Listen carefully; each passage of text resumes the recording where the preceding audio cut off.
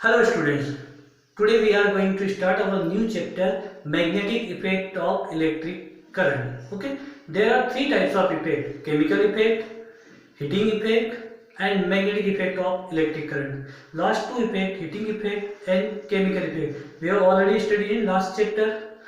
Now what is magnetic effect?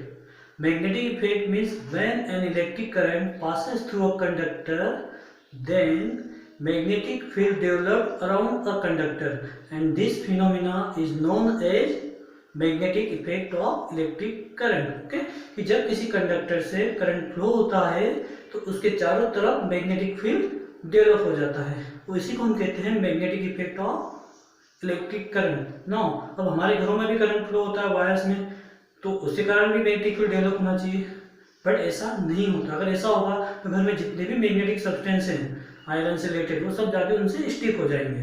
Okay, तो ऐसा कब होता है? जब there are two types of current, alternating current and direct current. Okay, so हमारे घरों में अल्टरनेटिंग करंट फ्लो होता है और जो मैग्नेटिक फील्ड डेवलप होता है due to direct current. Alternating current only heating effect show करता है, but direct current heating, chemical and magnetic all the three effects show करता है। सो डायरेक्ट करंट के सोर्सेस क्या हैं? बैटरीज, सेल्स, वो भी हाई जनरेट वाले होना चाहिए। घड़ी का सेल भी एक मैग्नेटिक फील्ड शो करता है, बट वो इतना स्ट्रॉन्ग नहीं होता है। तो अगर आप उसके पास एक नीडल को कंपास में ले जाओगे तो वो डिफ्लेक्शन शो करेगी। क्यों? क्योंकि उस सेल के कारण उसमें कौन सा करंट फ्लो हो रहा है? डीसी। सो उसमें क्या प्रोड्यूस होगा? Magnetic field. ओके, हमारे घरों में जो करंट फ्लो हो रहा है वो एसी है, तो वो कोई मैग्नेटिक इफेक्ट शो नहीं करता, वो ओनली हीटिंग इफेक्ट शो करता है। ओके, नाउ अब मैग्नेटिक इफेक्ट्स में हम देखिए मैग्नेटिक फील्ड लाइन्स आएगी और इससे रिलेटेड कई डायग्राम्स हैं, और इस चैप्टर के मोस्ट ऑफ द पार्ट्स इसमें से डिलीट हो गया है। जैसे अभी हमने कहा alternating current, direct current, generator, ये पार्ट इसमें से डिलीट हो गए हैं, बट हमें अल्टरनेटिंग करंट और डायरेक्ट करंट वाला पार्ट पढ़ना पड़ेगा, तभी हम उसको आगे कर पाएंगे, कंटिन्यू आगे की चीज़ें समझ पाएंगे। ओके, तो first we will read the chapters. Okay, now student, this is our chapter 13, magnetic effect of electric current. Okay, now in this chapter, in the previous chapter on electricity, we learned about the heating effects of electric current. Okay, what could be the after effects of electric current? We know that an electric current carrying wires behave like a magnet. Let's perform the following activity to reinforce it. Now students, first अभी हमने देखा था कि electric current से कैसे magnetic field develop हो रहा है। ओके, तो एक स्मॉल एक्टिविटी ली है यहाँ पे। First, take a straight thick copper wire and place it between the points X Y in an electric circuit like this. Okay, and then horizontally place a small compass near to this copper wire. See the position of its needle. Pass the current through the circuit by inserting the key into the plug. Okay, this is our key. This key just like a switch. Okay, and the last point, observe a change in the position of the compass needle. तो first हम यहाँ इस diagram को समझ लें। ये कुछ things हैं वो जो हमने लास्ट चैप्टर में पढ़ी थी। ये फर्स्ट प्लग की, resistance, ammeter, battery and resistance. ये एक्सपेरिमेंट आप घर पर भी कर सकते हो। आपको क्या करना है, एक घड़ी का सेल लीजिए या एक ज़्यादा वोल्ट 12 वोल्ट वाली जो हमारी बैटरी के सेल्स होते हैं 9 वोल्ट, जो आप परचेज करते हो एक्सपेरिमेंटल सेल के लिए, उसके दोनों एंड से कॉपर वायर को कनेक्ट करिए, या फिर एक, ठीक है, और उसके पास जब हम एक कंपास को ले जाओगे तो डिफ्लेक्शन शो करेगी। ओके, तो एक साइड डिफ्लेक्शन शो करेगी, लेफ्ट और राइट। उसके बाद अगर आप उन वायर्स के एंड्स को चेंज कर देते हो कि अब हम पॉजिटिव नेगेटिव एंड चेंज कर देते हैं, और जब कंपास को ले जाओगे तो फिर उसकी डायरेक्शन चेंज रहेगी। डेट मीन्स जो मैग्नेटिक फील्ड की डायरेक्शन है वो भी किस पे डिपेंड कर रही है?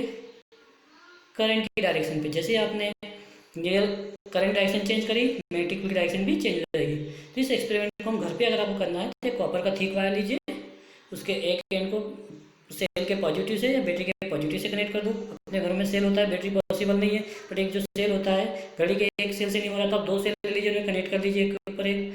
ठीक है, सीरीज में हम जैसे कनेक्ट करते हैं, और एक वायर ऊपर लगाइए, एक नीचे। ऊपर वाला जो फॉरहेड होता है सेल का, वो पॉजिटिव टर्मिनल होता है और बैक साइड निगेटिव।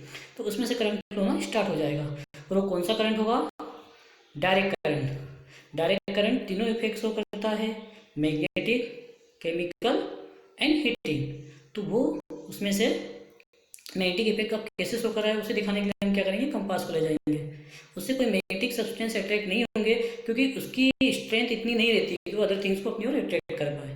ओके, उसके लिए हमें हाई पावर के डीसी करंट चाहिए रहेगा, जिससे ज़्यादा से ज़्यादा मैग्नेटिज्म प्रोड्यूस हो। तो फर्स्ट आपका ये डायग्राम है current carrying straight wire. Okay, तो इस डायग्राम को हमें ड्रॉ भी करना है। So first you have to read this chapter.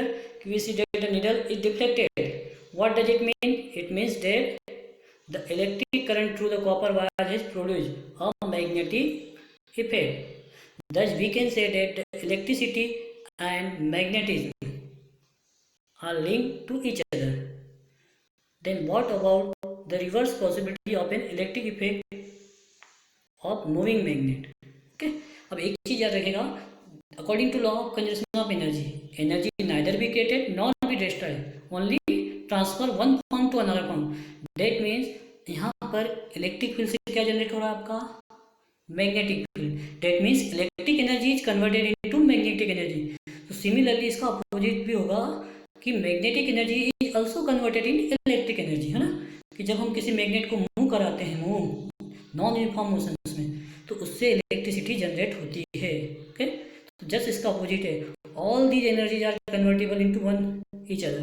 कि अगर हम लाइट एनर्जी को इलेक्ट्रिक एनर्जी में कन्वर्ट कर सकते हैं, तो इलेक्ट्रिक एनर्जी से लाइट एनर्जी भी हमें मिलती है। हमारे घरों में जो लाइट्स होती है किससे जनरेट हो रही है? इलेक्ट्रिसिटी से। वैसे जब हम सोलर सेल का यूज करते हैं तो क्या होता है, वो उसी लाइट एनर्जी को वापस इलेक्ट्रिक एनर्जी में कन्वर्ट कर देता है। घरों में जो सेल्स होते हैं उनमें केमिकल एनर्जी होती है, तो जब हम उसको यूज करते हैं तो वही केमिकल एनर्जी किस में कन्वर्ट होती है? इलेक्ट्रिक एनर्जी में।